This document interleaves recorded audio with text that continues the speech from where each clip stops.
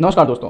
इस सीरीज़ में आपने पिछले कई वीडियोस में कई सारी बेसिक चीज़ें देख ली हैं। लास्ट वीडियो में हमने देखा था कि कंक्रीट की क्वांटिटी को कैसे निकाला जाता है। अब एक चीज़ आपने नोटिस की होगी कि आप जब मोर्टार बनाते हो या कंक्रीट बनाते हो, स्पेसिफिकली जब कंक्रीट बनाते हो, क्योंकि वो हमारा इंपॉर्टेंट ऑपरेशन होता है, तो उसमें पानी हमें मिलाना पड़ता है। अब पानी कंक्रीट में कितना डालें, इसका भी तो कुछ लिमिट होगा, या फिर कहीं कोई वैल्यू तो दी होगी कि हमें कितना पानी डालना है कंक्रीट में। तो आज हम वही देखेंगे कि वाटर टू सीमेंट रेशो, जो W/C रेशो होता है, ये क्या है और किस तरह से इसका यूज़ किया जाता है। तो पहली चीज़, कंक्रीट में जो आप पानी डालते हो ना, वो ऐसे ही कोई भी पानी आप नहीं ले सकते। ठीक है, वो पानी होना चाहिए साफ़ सुथरा, पीने लायक। जो पीने लायक पानी है सिर्फ वही कंक्रीट में यूज़ किया जा सकता है, स्वच्छ होना चाहिए। दूसरा, आपकी साइट पे आप हो सकता है नल का पानी यूज़ कर रहे हो, या कहीं बोरिंग का, या कहीं से भी आप पानी ले रहे हो XY जगह से, तो उस पानी को जब आप कंक्रीट बनाने में यूज़ करोगे ना, तो वो हो सकता है उस पानी में कुछ केमिकल हो, कुछ इंप्यूरिटीज़ हो सकता है उससे बनने वाला कंक्रीट, आप भले ही रेशो यूज़ कर रहे हो M25, बट वो M25 की स्ट्रेंथ ना दे।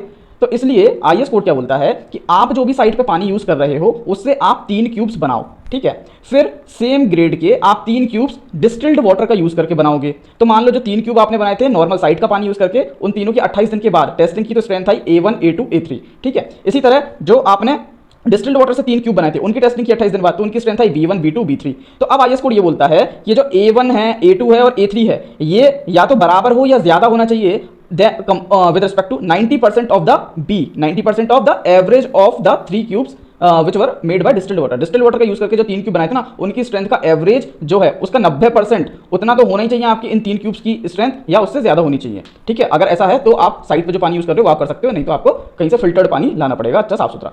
फिर दूसरी चीज, इनिशियल सेट टाइम जो सीमेंट का होता है या कंक्रीट का जो होता है, वो हम मानते हैं कि भाई या तो 30 मिनट या 30 मिनट से ज्यादा। 30 मिनट से अगर कम में कोई हमारा नॉर्मल जो OPC सीमेंट है, जो कंक्रीट है उससे बना हुआ, वो सेट हो रहा है, तो वो हम अच्छा नहीं मानते, क्योंकि 30 मिनट की वर्केबिलिटी तो चाहिए। ठीक है, तीसरी बात, पीएच जो होना चाहिए पानी का, वो पीएच कितना होना चाहिए, कम से कम 6 या उससे ज्यादा। अब ज्यादा कहां तक, तो नॉर्मली देखा गया कि 7.2 या ज्यादा से ज्यादा 7.6, बस यहां तक इस रेंज का पानी आप यूज करो कंक्रीट में तो सही है, इससे ज्यादा फिर दिक्कतें आती हैं। तो 6 से लेकर 7.6 आप बोल सकते हो पीएच की रेंज कंक्रीट के लिए पानी की। ठीक है, इसके बाद IS कोड और भी स्टैंडर्ड्स लगाता है कि जो आप पानी यूज कर रहे हो उसमें ऑर्गेनिक इंप्यूरिटी जो है वो 200 mg पर लीटर होनी चाहिए मैक्सिमम, इससे ज्यादा नहीं। इनऑर्गेनिक इंप्यूरिटी जो है वो 3000 mg पर लीटर होनी चाहिए, उससे ज्यादा नहीं। सल्फेट्स जो है SO3, ये आपके 400 mg पर लीटर मैक्सिमम होने चाहिए। क्लोराइड्स जो है वो आपके 2000 mg पर लीटर होने चाहिए। फिर सस्पेंडेड मैटर जो है पानी में, वो 2000 mg पर लीटर होना चाहिए मैक्सिमम। तो ये कुछ गाइडलाइंस है IS कोड की, आपको याद रखने की जरूरत नहीं, लेकिन पता होना चाहिए कि भाई साफ सुथरा पानी ही यूज करना है। ठीक है, अब दूसरी चीज, फ्री वाटर क्या होता है। ठीक है, अब देखो, आपने एग्रीगेट को अगर देखा हो गौर से, तो एग्रीगेट जो होता है ना, वो कुछ इस तरह से दिखता है हमको। ठीक है, अब एग्रीगेट के अंदर भी क्या होते हैं, वॉइड्स होते हैं, जैसे ये मैंने बनाए हुए हैं, देखिए ये एग्रीगेट की बॉडी के अंदर वॉइड्स थे। अब जैसे ही इस एग्रीगेट को पानी मिलेगा तो ये क्या करेगा, पानी पिएगा, यानी अपने अंदर के जो वॉइड्स हैं उनमें पानी भरेगा। तो यहाँ आपको दिख रहा है इस एग्रीगेट के अंदर के जो वॉइड्स हैं वो पानी से फिल्ड हैं, प्लस इसके साथ साथ इसके सरफेस पे भी कुछ अमाउंट ऑफ पानी इस तरह से बचा रह जाएगा, जैसे कि ये मैंने नीला नीला बनाया है। तो एग्रीगेट की बॉडी के अंदर जितना पानी भर सकता है वो उसकी सैचुरेशन कैपेसिटी हो गई। और उसकी बॉडी के ऊपर जो पानी चिपका हुआ रह जाता है ना, वो एक्सेस वाटर है जो कि चिपका हुआ है। तो हम लोग क्या करते हैं, हम लोग जो कंक्रीट की डिजाइनिंग करते हैं ना, वो करते हैं सैचुरेटेड सरफेस ड्राई कंडीशन, यानी कि इस एग्रीगेट को अगर मैं ओवन में सुखा दूं, ठीक है, किस लिमिट तक, उस लिमिट तक कि जितना पानी इसके अंदर है वो तो रहे, बट इसके सरफेस पे जितना एक्स्ट्रा पानी था वो सब उड़ जाए। तो ऐसी गिट्टी को हम यूज करते हैं, ऐसे कोर्स एग्रीगेट को हम यूज करते हैं अपने कंक्रीट बनाने में। इस तरह के एग्रीगेट को कहते हैं सैचुरेटेड सरफेस ड्राई कंडीशन, यानी कि सैचुरेटेड तो है अंदर से और सरफेस कैसा है, ड्राई है, ड्राई कंडीशन में है। ठीक है, तो इस तरह का हम यूज करते हैं एग्रीगेट। अब देखिए, ये अगर मान लीजिए मैं 2 कंडीशन लेता हूं, एक कंडीशन में मैं इस तरह का एग्रीगेट यूज कर रहा हूं अपने कंक्रीट के लिए, और दूसरे में इस तरह का। तो अब ये बताओ, जब मैंने ये वाला एग्रीगेट यूज किया तो इसमें जितना पानी इस गिट्टी के अंदर है, सैचुरेशन वाटर, वो तो है ही है, ऊपर ये एक्स्ट्रा है। अब इस गिट्टी के वेट में से अगर मैं इस गिट्टी का वेट माइनस कर देता हूं तो मेरे पास क्या बचेगा, मेरे पास आ जाएगा ये एक्सेस पानी, जो ये ऊपर ऊपर का पानी था ना, इस पूरी गिट्टी के वेट में से मैंने सिर्फ इस गिट्टी और इस सैचुरेशन पानी का वेट माइनस किया, तो मेरे पास ये जो ऊपर पानी बचा रह गया वो आया। तो ये जो ऊपर बचा पानी है ना, इसे ही कहा जाता है फ्री वाटर।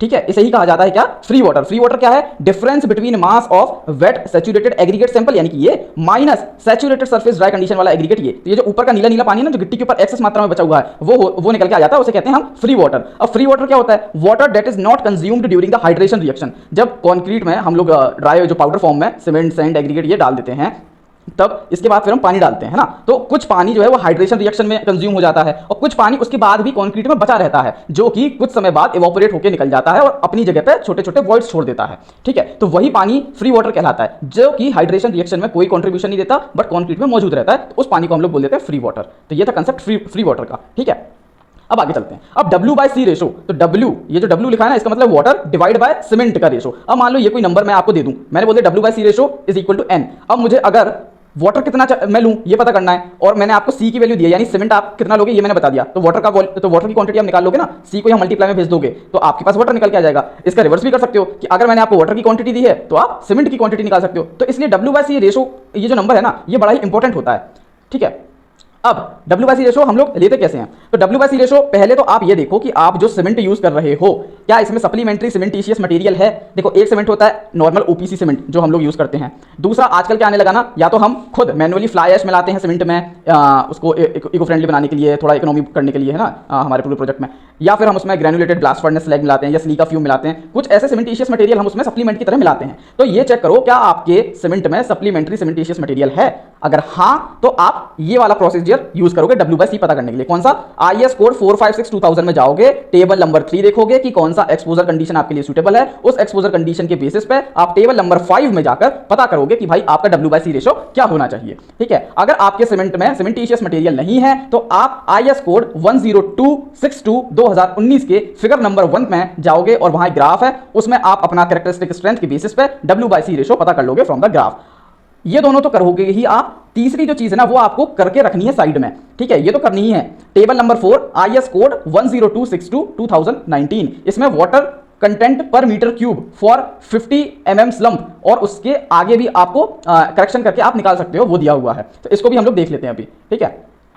तो पहली कंडीशन, जब आपके सीमेंट में सीमेंटीशियस मटेरियल है तो आप क्या करोगे, आप IS कोड 456/2000 में आओगे। 456/2000 में आने के बाद आप टेबल नंबर 3 देखोगे। 3 में आप लोगों को दिख रहा है कि अलग अलग एनवायरमेंट की कंडीशन दी है कि आपका जो कॉन्क्रीट स्ट्रक्चर बनेगा उसको किस तरह की स्थिति का सामना करना है। माइल्ड का मतलब है concrete surface protected against weather और एग्रेसिव कंडीशंस, यानी कॉन्क्रीट के स्ट्रक्चर पर बहुत ज्यादा वेदर और एग्रेसिव कंडीशन नहीं आएंगी, नॉर्मली कंडीशन आएगी, ठीक है। फिर है मॉडरेट, यानी concrete surface sheltered from severe rain और freezing whilst, wet concrete exposed to condensation and rain concrete continuously under water concrete in contact और buried under non aggressive soil, यानी कि ये थोड़ा सीरियस कंडीशन है, इसमें थोड़ा ज्यादा कंक्रीट के स्ट्रक्चर पर असर आएगा। फिर इससे भी ज्यादा है सीवियर, इसमें क्या है, concrete surface expose to severe rain alternate, कभी बारिश होगी कभी सूखा हो जाएगा सरफेस, फ्रीजिंग थॉइंग साइकिल। फिर इससे भी ज्यादा है serious, very severe condition, concrete surface expose to sea water, ठीक है, कोरोसिव फ्यूम्स या सीवियर फ्रीजिंग कंडीशन। फिर एकदम ज्यादा है एक्सट्रीम, इसमें क्या, surface of members in tidal zone, जो टाइडल जोन होते हैं ना वहां पे। तो इस तरह से आप अपनी सीवियरिटी के हिसाब से अपनी कंडीशन का आकलन करो कि आपके कंक्रीट के स्ट्रक्चर को किस तरह की स्थिति का सामना करना, mild, moderate, severe, very severe या एक्सट्रीम। फिर इसके बेस पे आप इस टेबल में आओगे, टेबल नंबर 5,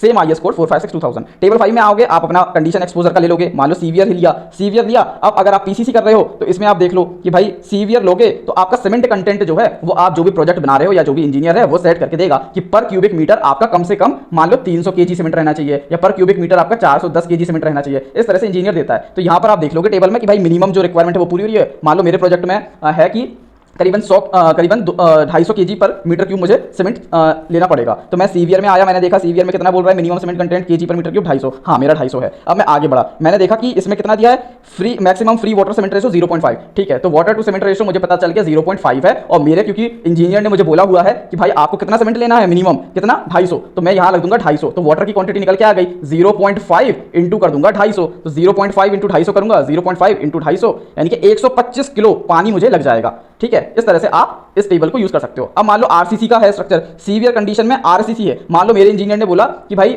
मेरा जो प्रोजेक्ट है उसमें 410 kg सीमेंट डालना है आपको पर क्यूबिक मीटर। तो मैं आया सीवियर की कंडीशन में, मैंने देखा मिनिमम कितना बोल रहा है 320, और मेरा इंजीनियर तो 410 बोल रहा है, मैं 410 यूज करता हूँ, हाँ इससे ज्यादा है, ठीक है। अब मैंने देखा यहाँ पे वाटर टू सीमेंट रेशो कितना है, 0.45, ठीक है। तो W/C कितना है, 0.45, और मेरे टेंडर या मेरे इंजीनियर ने क्या बोला है कि भाई सीमेंट आपको रखना 410, तो मैं कर दूंगा 0.45 इंटू 410, तो कितना आ गया 184.5। तो 184.5 जो है kg पानी में लूंगा। तो इस तरह से आप W/C रेशो का यूज कर सकते हो, ठीक है, from the table 3 and 4 of IS 456/2000। अगला कंडीशन, ये तब है जब आपके सीमेंटीशियस मटेरियल यूज हुआ हो, है ना, ये वाली कंडीशन, ठीक है, जब आपका सीमेंटीशियस मटेरियल यूज हुआ हो। अब हम देखते हैं जब सीमेंटीशियस मटेरियल यूज नहीं हुआ है तब IS 102/62 में 102/62 में आप आओगे, ये वाला, तो आपको फिगर नंबर 1 दिखेगा, ये वाला ग्राफ। अब मान लो जैसे मेरे प्रोजेक्ट में यूज हो रहा है M35, ठीक है। तो मैं यहाँ पे आया, मैंने देखा M35 कहाँ पर है, M35 यहाँ कहीं होगा, है ना, यहाँ कहीं होगा।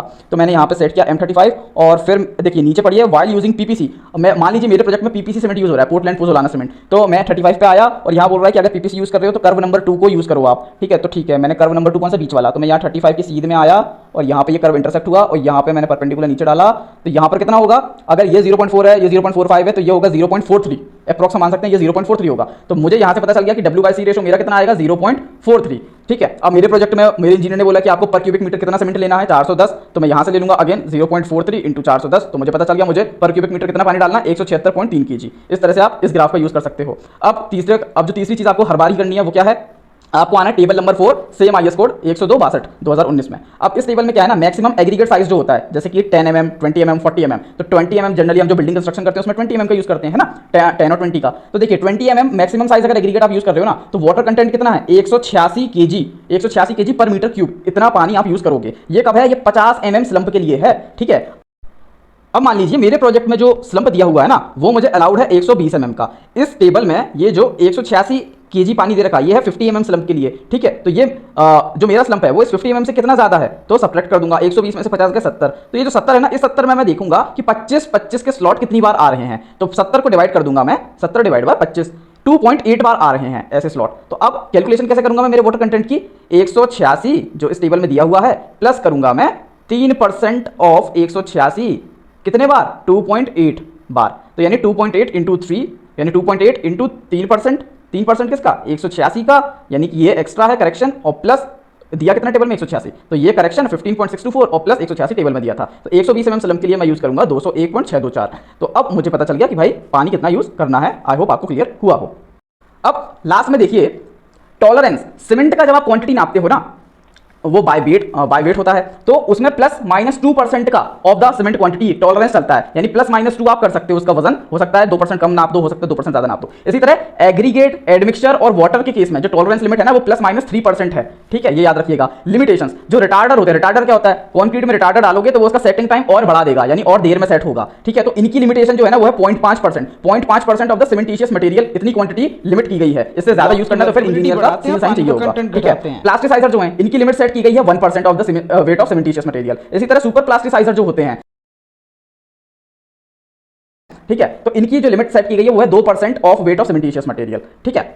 अब वाटर रिड्यूसिंग एडमिक्सचर और super plasticisers usually decrease water content bye 5 से 10%। यानी अगर आप अपने कंक्रीट में एडमिक्सचर, सुपर प्लास्टिसाइजर यूज कर रहे हो, तो नॉर्मल जो इनका डोज है ना, जो यहाँ पे ये दिया गया है 0.5 और 1% of the weight of cementitious material, तो ये यूज करने से आपकी जो पानी की रिक्वायरमेंट है वो 5 से 10% तक कम हो जाएगी, यानी पानी की बचत हो जाएगी। और साथ ही साथ अगर एप्रोप्रिएट मात्रा में, एकदम ऑप्टिमम आप ट्रायल मिक्स करके देखो और एकदम ऑप्टिमम मात्रा यूज करो एडमिक्सचर और सुपर प्लास्टिसाइजर की, तो उस कंडीशन में एडमिक्सचर और प्लास्टिसाइजर यूज करने से आप कम से कम 20 से 30% पानी बचा सकते हो। तो ये बात भी आप ध्यान रखिएगा। तो इस वीडियो में हमने W/C रेशो के बारे में जाना, उसको यूज कैसे करते हैं, IS कोड में क्या प्रावधान है और टॉलरेंस लिमिट्स क्या हैं, वो हमने देखा। आई होप आपको वीडियो यूजफुल लगा हो। इसी तरह आगे की वीडियोस में हम कंटिन्यू करेंगे कुछ बेसिक बातें।